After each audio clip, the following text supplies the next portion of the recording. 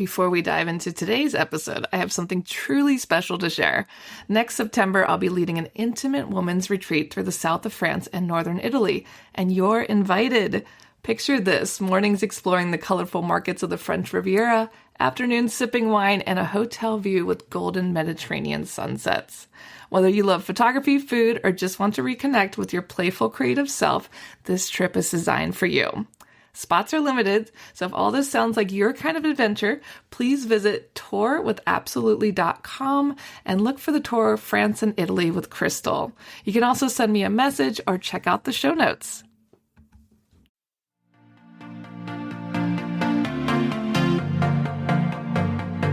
Hey guys, my name's Crystal Kenny, and I'm in love with creating. All things artistic and imagination involved.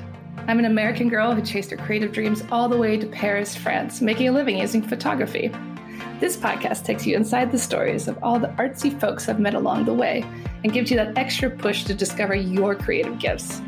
The desire to create is deeply inside each and every one of us, and I give you the tools and inspiration to find a new way of living a more creative life. This is La Vie Creative, the podcast.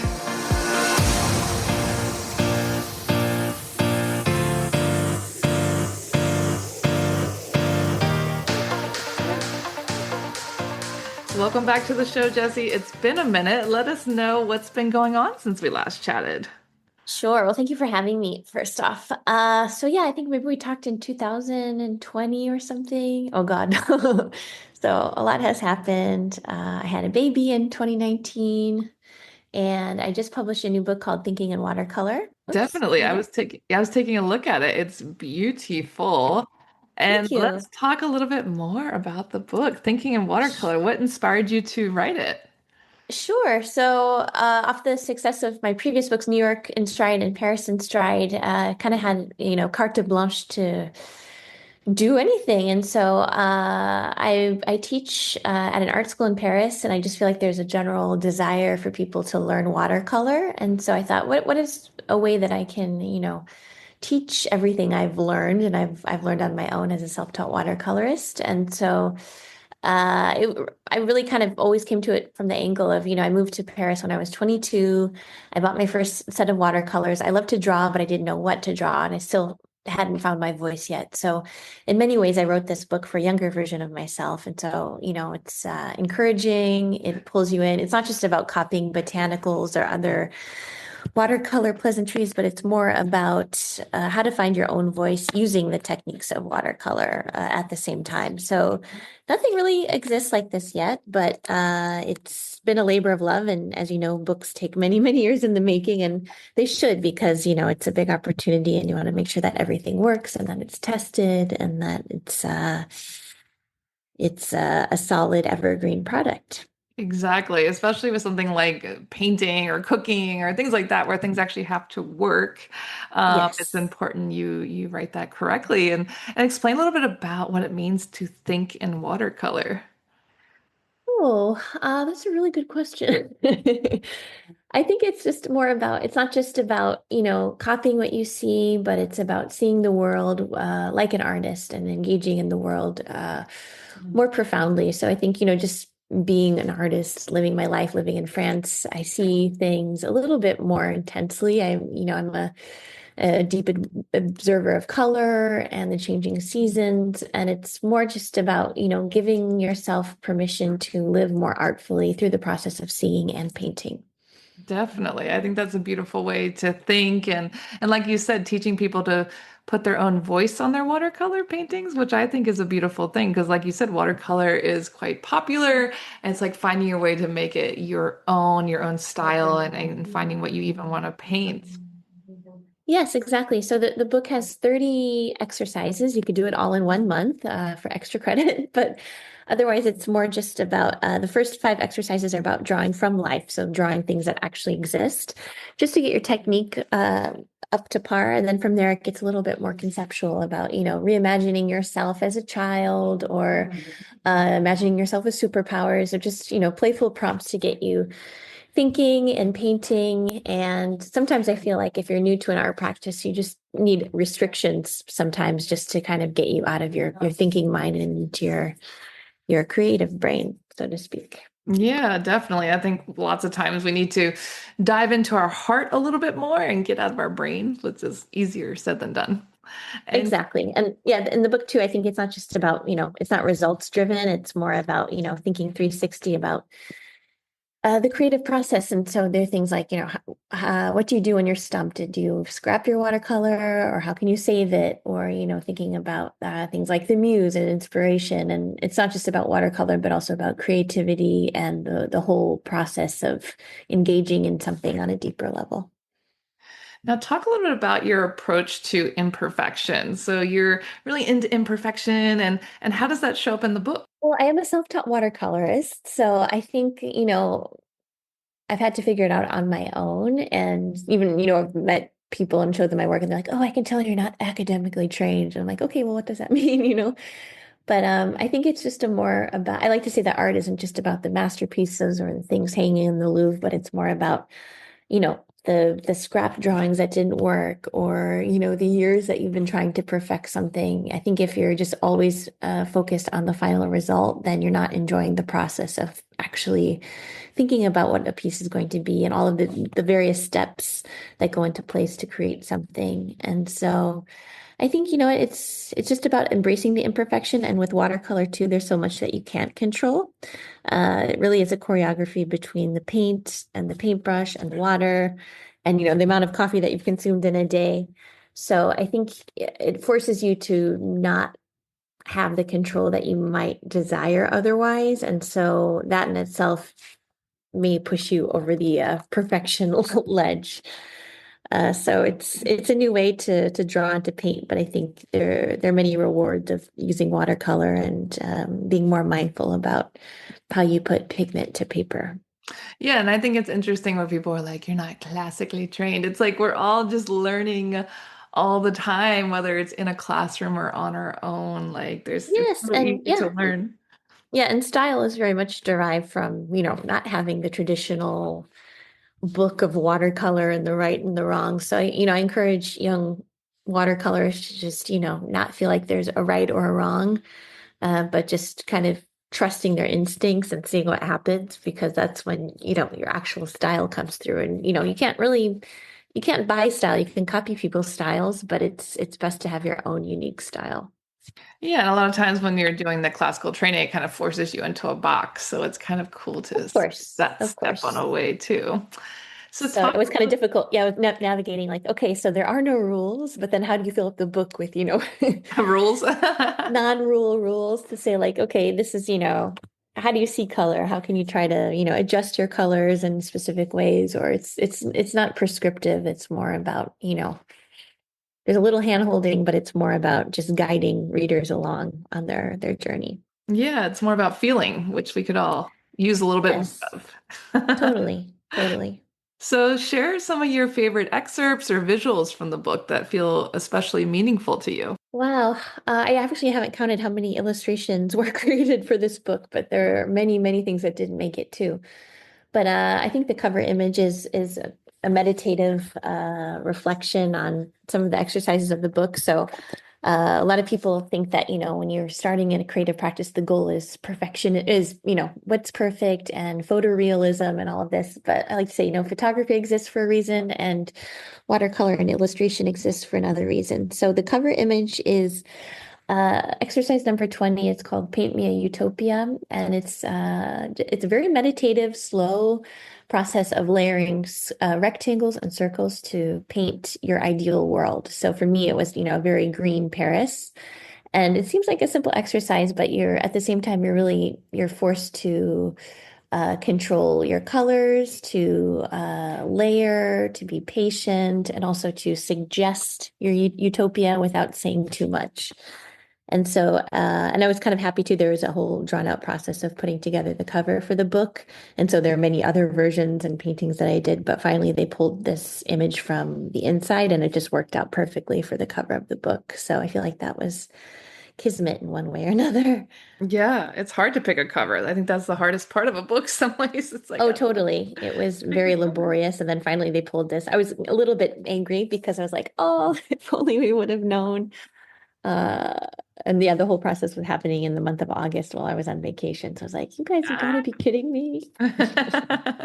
Yeah, we usually don't get much say in the cover too when you have a publisher. They're like, this is it. This is what you get.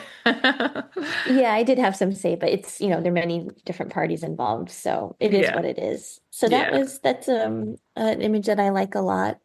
I also kind of captured, some moments in time with my son. There's one where it's kind of like a visual scavenger hunt where you go to a museum or a place of interest and you have to do some quick sketches inspired by the time that you had there. So there's, I think there may be 20 little mini sketches of me and my son going to the Pompidou in Paris and, the hilarity of that.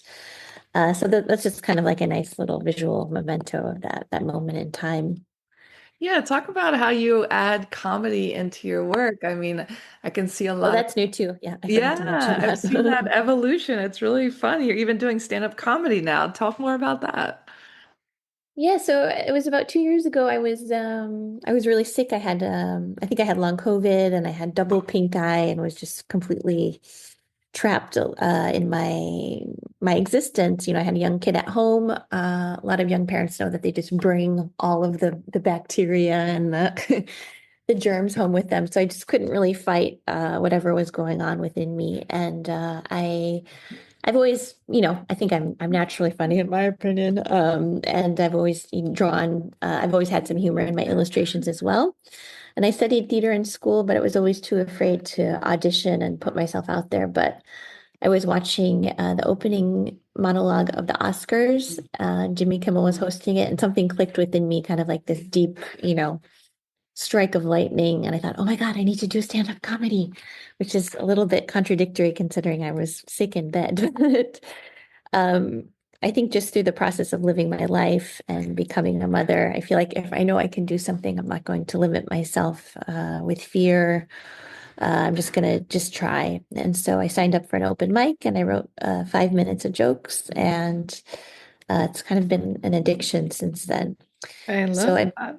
Yeah, so I've been performing once a week, once or twice a week since then, and it's an extension of everything else that I do, and I feel like it's given energy and a new insight into my creative process as well. So I think creative people can do anything really, and it's just another little way to boost my potential at this current moment in my life.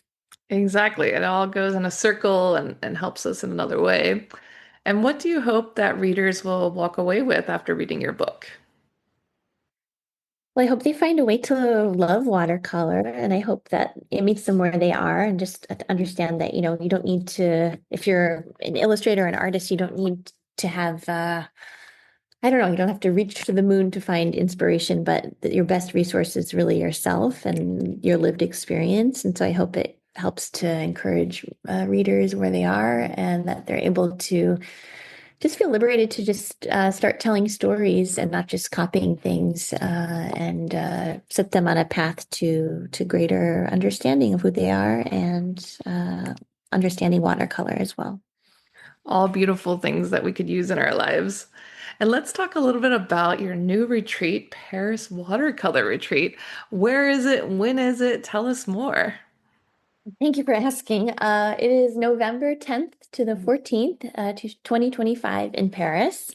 And through the process of writing the book, I thought, a lot of people want to know more about watercolor and my specific approach and technique. And so I hosted my first retreat this time last year, which was a big success. I have a friend whose father was a painter in the École de Paris movement. So he has a beautiful historic artist studio in the 14th arrondissement by Montparnasse. So it's a big, historical neighborhood for artists in the past, and she doesn't rent it out to anybody. So it's a privileged space to paint. So the idea is, you're using Paris as your muse, and you're learning essential watercolor techniques. So that includes, painting still lifes, models. So the first half of the day is in the more like workshop time in the studio, and then the afternoons we go to museums, we paint outside. I've lived in Paris for 17 years, so I know it pretty well, and I share, a lot of my favorite places to find inspiration and just kind of reboot and understand watercolor on a deeper level, and Paris as well. That sounds fantastic. And talk a little bit about how it's different from other retreats, especially for solo travelers and women seeking creative experiences. That's a really good question. I think, I have a, I pride myself in, being hospitable and everything. So I organize everything myself just because I feel like I am able to share that generous side of myself, and I'm able to really curate an experience that's 360 degrees. And so I think for women who are maybe looking for a reason to travel to Paris or looking for an enriching way to have a vacation, you'll definitely learn a lot, and you'll also see Paris. And I think one of the biggest takeaways from the first retreat was that a lot of the guests said that they felt very privileged in how they're able to access Paris because I was able to, invite illustrator friends to talk about their own creative processes, and I was able to take the retreat attendees to places that they wouldn't know of otherwise. So yes, it's Parisian tourism, but then there's also the watercolor side, it's the community building, it's learning firsthand all of the many exercises and techniques in the thinking in watercolor. So yeah, I pride myself in creating this special moment. And it's also in Paris, which I know a lot of retreats are in Provence or elsewhere, but I feel like why take it elsewhere when I know Paris so well. Yeah, I love that. And talk a little bit about the location, Montparnasse. It has a rich history for artists. Are you weaving that into the retreat as well? Or talk a little bit more about that area? Yes, well, there are lots of really, wonderful hidden museums. There's the house of oh my gosh, the Maison Bordel. That's Bordel was worked with Rodin. It's a famous French sculptor, but he lived and worked in that neighborhood. Yeah, definitely. I love that about Montparnasse. It's like the other Montmartre because I'm up Yes. on the hill and I'm like, you don't have to climb a hill over there. It's nice. Yes, yes. And so much has happened in the cafes, the exchanging of ideas, etc. It's also, quite central too, where you're easily in other places of Paris. But I think, it's not typically a neighborhood that people go to on their first time in Paris either. But it's even for me, I don't know that neighborhood specifically super well, but it's there's so much history, lots of beautiful green spaces, and it's just a side of Paris that people may not know about otherwise. Exactly. And so you're including live model sessions, cafe sketching, museum visits. How do these diverse environments shape participants' work? Well, I think it's all about experience. And I think, being new to a creative practice, it's restrictions can often open yourself up to new discoveries. So I think it's just about engaging with the city in as many new ways as possible. And my goal is that, the people who come to the retreats are able to go home with some beautiful paintings and then also a sketchbook full of ideas and sketches and souvenirs, as we say, from the experience. And so I just, I really want to facilitate all of these various little moments. And, maybe you'll feel uncomfortable in some of them, and that's completely normal. But it's more just about watercoloring all day and seeing what sticks and what doesn't, and enjoying Paris at the same time. And who typically joins your retreats? Do they need to be an experienced artist or they can just be curious creatives? Yeah, I think anyone, it's really for all levels. I meet you where you are, but it's no experience is necessary, but you do have to be willing to paint all day and be able to keep up. So I think most of the time, the attendees are here and they're willing to work and to put in as much energy as possible to get the most out of it. And so many creatives struggle to make time for personal work. What advice do you Yes. have for them and what do you do?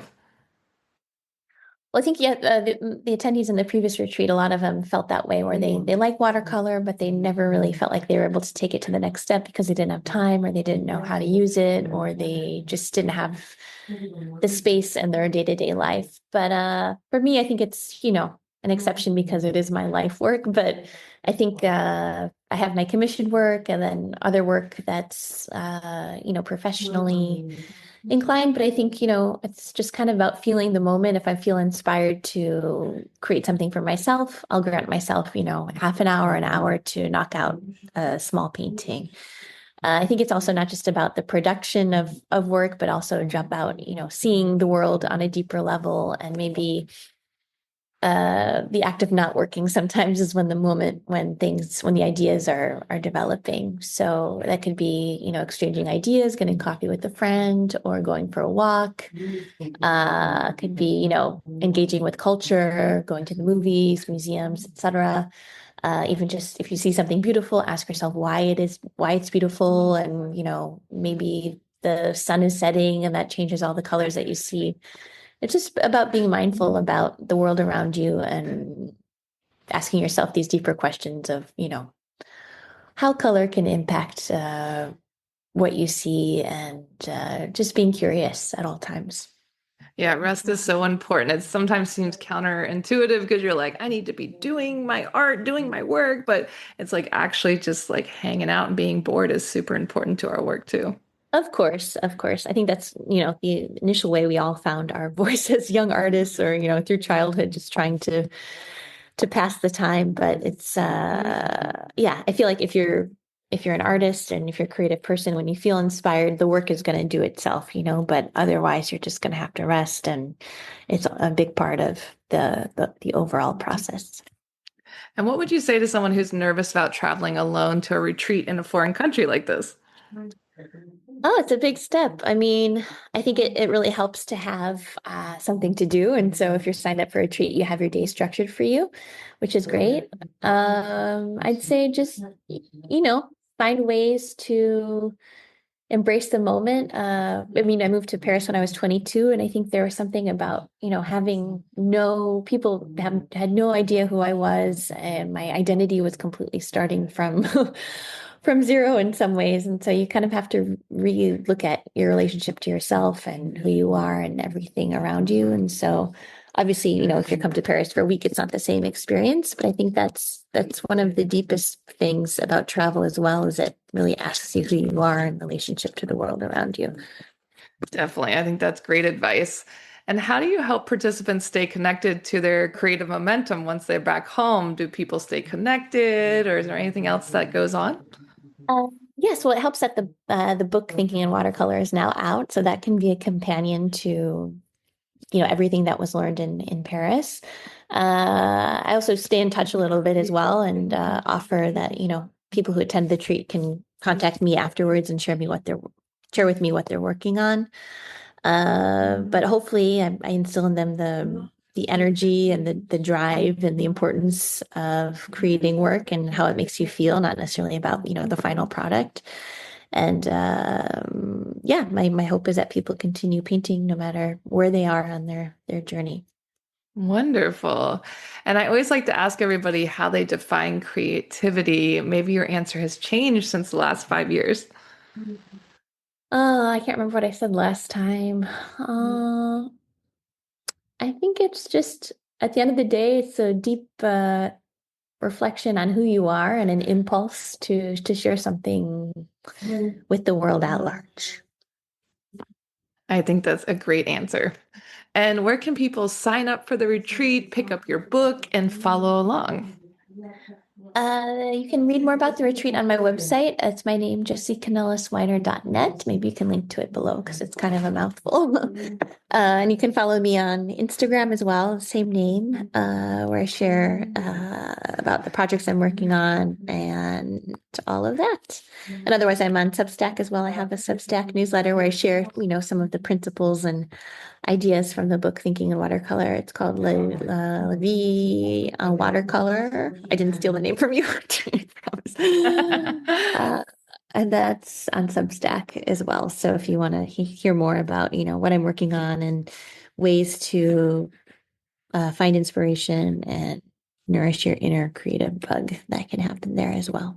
Wonderful. Well, thank you so much for sharing with us today. And I can't wait to see how the retreat goes. And guys, sign up. There's still space available. So head on over to her website. We'll share all that in the show notes. And thanks a lot, Jessie. Thank you for having me. I appreciate it. Thanks so much for tuning in to La Vie Creative. You can find more information on MissParisPhoto.com. And if you enjoyed this show, please feel free to share and spread the word for all my creative guests. We have the power to help them to keep doing what they love. See you next time.